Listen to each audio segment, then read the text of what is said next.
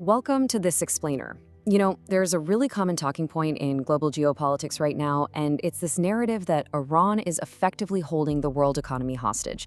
I'm sure you've seen the cinematic, highly tense footage on the news, cargo ships and massive oil tankers nervously navigating those dark, narrow waters of the Strait of Hormuz, constantly under the shadow of a sudden military escalation. We see these fast cuts of military drones launching into the night sky, and it creates this incredibly gritty, intimidating atmosphere. But to truly understand what's actually happening, we have to look past that military footage and examine the foundations sitting right underneath it. So today, we're unpacking Iran's economic reality, and we're going to look at why this entire situation might actually be a war on a strict timer. First, we have to talk about the brutal mathematics of asymmetric warfare. Think about it like this. On one side, you have offensive military drones that cost just about $20,000 to manufacture. On the other side, adversaries are forced to fire high-tech interceptor missiles just to shoot them down, and those cost roughly $500,000 each. On paper, that economic trade-off heavily favors Iran. It's a frankly incredible strategic advantage. They can basically force a massive, draining expenditure from their rivals for just a fraction of the cost. But underneath all of this military bravado lies a really fundamental flaw. So let's pivot sharply away from the battlefield and look at the domestic reality. Sure, a nation can launch all the cheap drones it wants, but what happens when the civilian economy runs completely out of food, water, and electricity? What happens when the very foundation giving life to the state just starts to crack? Let's look at Section 1, Cracks in the Foundation, the Pre-War Illusion. Long before the recent targeted strikes on Iranian nuclear facilities that have been dominating the headlines, the domestic reality was honestly much darker than the regime's outward projection. The economy wasn't just struggling a little bit, it was systematically fracturing. And really, there are three main macroeconomic pressures that set the stage for this. First, you have decades of crippling Western sanctions, severely limiting Iran's ability to sell its oil freely on the global market. Second, a highly dangerous over-reliance on a single major buyer for their economic survival, which is China. And third, just sheer systemic internal economic mismanagement. These pressures haven't just popped up, they've been compounding for years. The physical result of all that mismanagement is absolutely catastrophic. We're looking at poor agricultural policies and severe over-extraction that have triggered a massive water crisis. We are literally talking about major lakes completely drying up, which is forcing thousands of citizens to abandon their farmlands. And meanwhile, an aging, severely underfunded power grid is plunging major cities into rolling blackouts.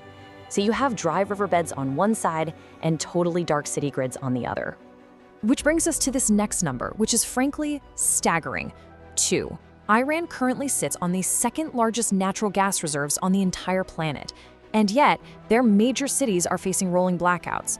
The irony there is just as profound as it is devastating for the people actually living through it. So it begs the question, if they have all of those vast energy reserves, where exactly is the money going? That takes us to Section 2, the shadow economy, following the money. To understand where the wealth is hiding, we have to look at these highly unique extractive organizations called the Bonyads. They are really strange hybrids. They operate as part private business, part religious charity, and part government department.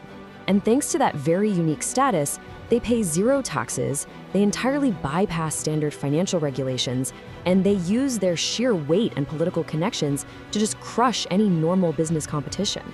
It is a system quite literally designed to extract wealth. So how does this actually play out in practice? Well, step 1, the Bonyads extract potential infrastructure money and domestic wealth directly from the economy.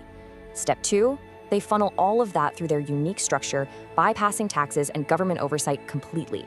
And step 3, instead of that money going back to the people, those profits are handed directly to the political elite and the Revolutionary Guard to bankroll foreign proxy conflicts all across the Middle East. It's a direct pipeline taking potential domestic prosperity and feeding it into international military operations. Moving on to Section 3, the economic collapse, hyperinflation, and isolation. When you have an economy that is already drained by the boneyards, and then you introduce the immediate fallout from recent targeted military strikes on underground facilities, plus a sudden tightening of international chokeholds, well, things break down incredibly fast. Just look at this number. 1,600,000. That is the shocking free market reality we are looking at right now.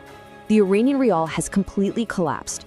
Following the tightening of sanctions, the currency depreciated so rapidly that it reached an astronomical exchange rate of 1.6 million reals to a single US dollar on the free market. The financial impact was immediate, and public trust was completely shattered. But let's bring that massive currency collapse down to a human level for a second. $9. According to data straight from Iran's own Ministry of Social Welfare, over a third of the Iranian population now lives on less than $9 a day. Hyperinflation means that prices for basic staples aren't just rising year over year anymore, they are rising by the week.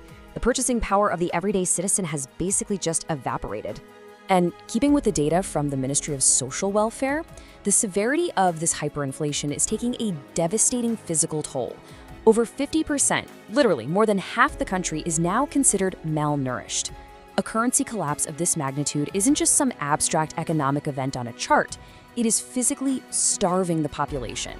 Which leads into Section 4, the end of unity, the OPEC fracture. You see, this domestic crisis doesn't just exist in a vacuum. It triggers massive geopolitical fallout. When Iran disrupts commercial shipping lanes in the Strait of Hormuz, it inherently threatens the economic diversification plans of its fellow regional oil giants. And the result? The United Arab Emirates, heavily frustrated by the instability, officially announces its exit from OPEC. Because of these aggressive proxy tactics, a 50-year-old global energy cartel that held markets together is beginning to fragment.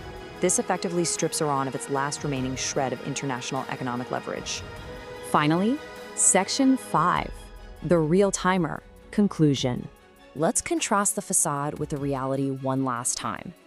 Endless military stockpiles versus empty grocery shelves. Look, in asymmetric warfare, Iran can absolutely play a long game with those $20,000 drones. A regime can keep manufacturing cheap weapons in dark rooms indefinitely. But what they absolutely cannot do is indefinitely sustain a population without food, without water, and without electricity. Because the core reality is this: the military economy is entirely separate from the civilian economy. The extractive system of Bonyads that supports this asymmetric warfare is completely, 100% divorced from the system providing everyday citizens with basic necessities. One system is incredibly well-funded, and the other is in a state of catastrophic freefall collapse. Which leaves us with one final, incredibly provocative question. How long can a fractured economy actually sustain endless warfare? It's a strict timer, and based on the empty shelves, the rolling blackouts, and a totally collapsing currency, time is running out. Thank you so much for joining me for this explainer. I hope you keep exploring the data, and I'll see you next time.